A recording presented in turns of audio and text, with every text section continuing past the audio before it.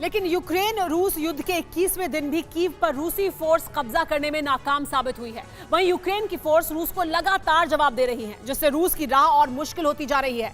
जाहिर है ऐसी स्थिति में हताश पुतिन कोई बड़ा फैसला ले सकते हैं, लेकिन इस आशंका के बीच जंग का आखिरी चैप्टर खुलने जा रहा है और इसके लिए महज 120 घंटे ही शेष हैं।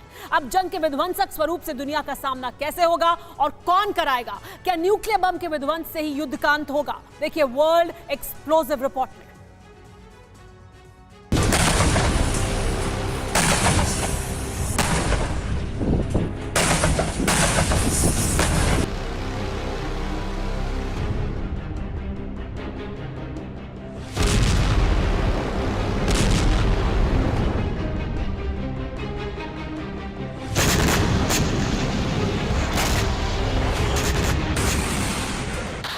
सिर्फ 120 घंटे शेष, फिर महाविनाश।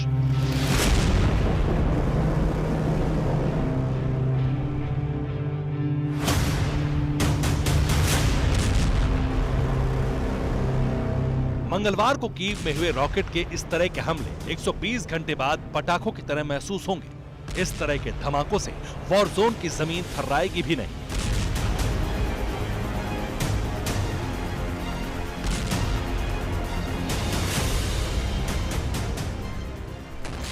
खार्किव में बरस रहे बारूद की ऐसी नई तस्वीरें भी 120 घंटे बाद सिर्फ बर्बादी की शुरुआत के हमलों में गिनी जाएंगी।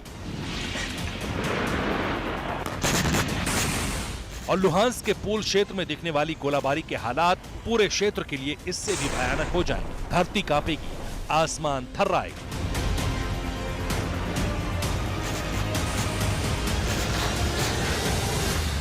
दरअसल यूक्रेन में जो दिख रहा है वो इस बारूदी यात्रा का आखिरी पड़ाव नहीं है। इस युद्ध का लास्ट चैप्टर सबसे भयानक होगा और इस चैप्टर की शुरुआत होगी 120 घंटे बाद।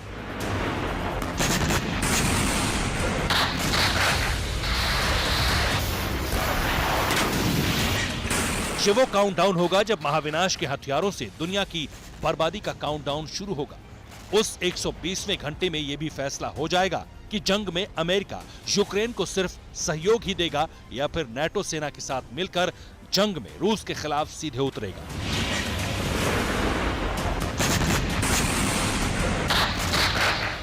और अगर युद्ध में अमेरिका उतरेगा तो महायुद्ध की शुरुआत से लेकर महाविनाश तक क्या क्या होगा, आखिर कैसे होगा ये फैसला?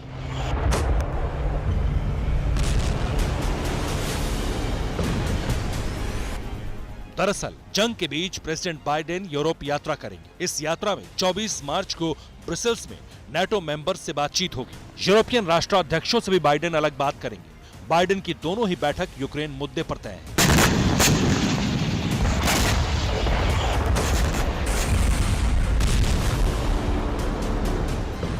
जाहिर है वाइस प्रेसिडेंट कमला हैरिस की यात्रा के बाद होने वाली बाइडेन की यात्रा का मकसद निर्णायक फैसला है, क्योंकि इसके पहले भीषण जंग के बीच रूस पर अमेरिका ने सख्त प्रतिबंध लाद दिए हैं।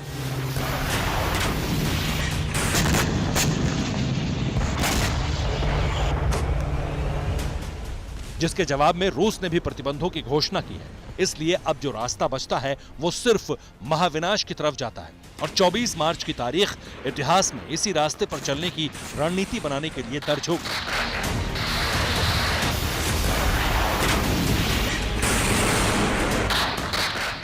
यानी कीव के पास जो तस्वीर 120 घंटे पहले की है वो बदलने की तैयारी है। तब जवाब इस तरह 72 OMBR के हमलों से नहीं दिया जाएगा, बल्कि उस लड़ाई का स्तर इससे बहुत विशाल होगा और नतीजा इससे भी ज्यादा विनाशक।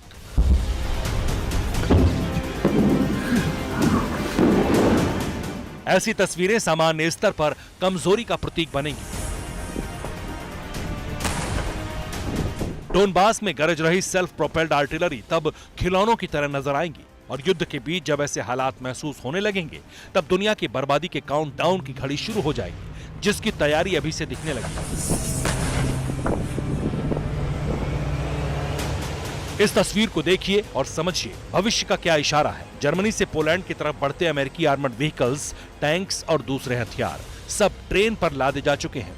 अब बस बाइडेन के ब्रसेल्स पहुंचने की देर है। लेकिन सवाल यह है कि जंग के आखिरी चैप्टर में महाविनाश की कल्पना क्यों है? क्या अमेरिका और रूस के आमने सामने होने से यूक्रेन के जंगी हालात पूरी तरह बदल जाएंगे?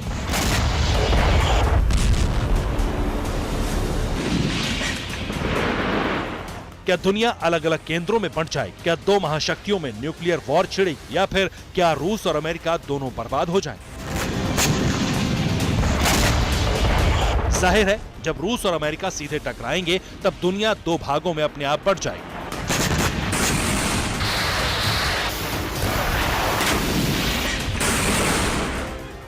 जो तटस्थ भूमिका में हैं, उन पर भी जंग की आंच आएगी, लेकिन आशंका इससे भयानक है, जिसकी कल्पना अमेरिका और यूनाइटेड नेशंस पहले ही कर चुके हैं। यह आशंका है सीधे न्यूक्लियर वॉर की, लेकिन इस बार टारगेट सिर्फ यूक्रेन नहीं होगा, बल्कि न्यूक्लियर हमले झेलेंगे दो ताकतवर देशों के सेंटर पॉइंट, एक मॉस्को और दूसरा वॉशिंगटन।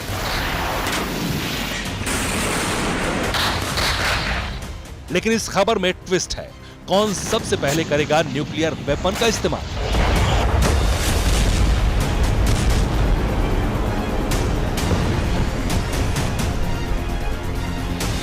विशेषज्ञों के मुताबिक प्रेसिडेंट पुतिन 3 हफ्ते की जंग से हताश है। जंग लंबी खिंचने पर फैसले सख्त हो सकते हैं। अब सामूहिक विनाश के हथियार के इस्तेमाल पर विचार हो सकता है। इसमें न्यूक्लियर या रासायनिक हथियारों के इस्तेमाल की आशंका ज्यादा है।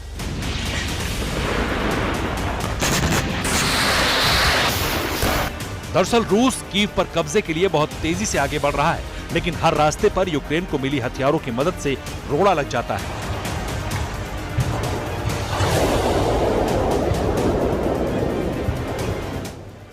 यहां तक कि कई क्षेत्रों में रूसी सेना पर यूक्रेन फोर्स भारी पड़ती भी दिख रही है। ये ताजा तस्वीर सुमी क्षेत्र के पेस्ट्रोयनिट्स शहर की है, जहां रूस के होवित्जर डिवीजन को यूक्रेनी फोर्स ने नेस्तनाबूद कर दिया।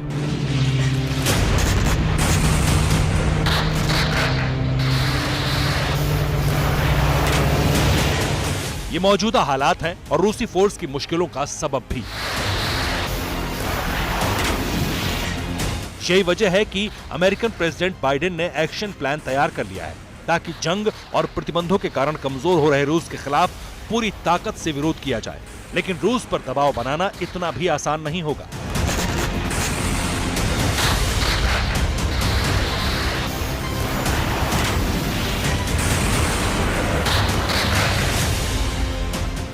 बहुत ही खराब स्थिति है।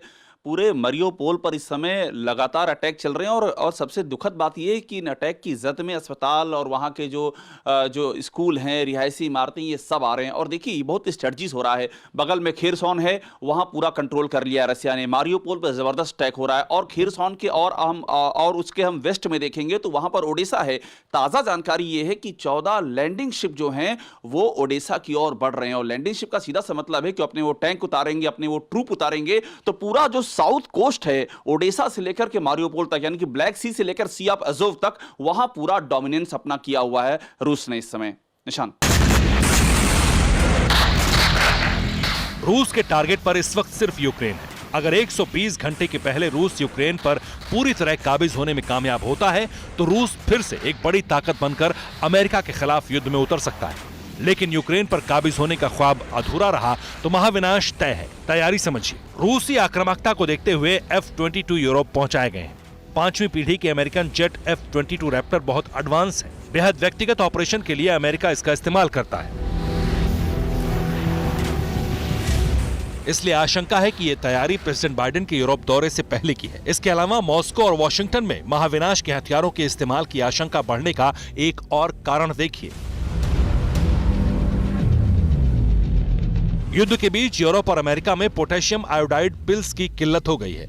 मांग में भारी बढ़ोतरी के कारण इन गोलियों के दाम आसमान पर हैं। ऐसा इसलिए हो रहा है क्योंकि अमेरिका समेत पूरे यूरोप में अब रेडियो एक्टिव आयोडीन के रेडिएशन का डर है, जो रूस के हमले और यूक्रेन के न्यूक्लियर प्लांट्स में एक्सीडेंट के खतरे की आशंका से बना है।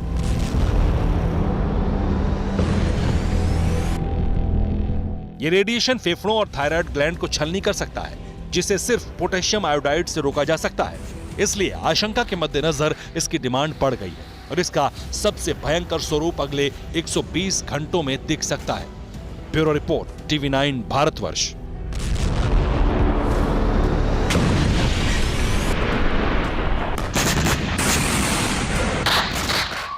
परवाह देश की। सोमवार से शुक्रवार रात 10 बजे TV9 भारतवर्ष पर।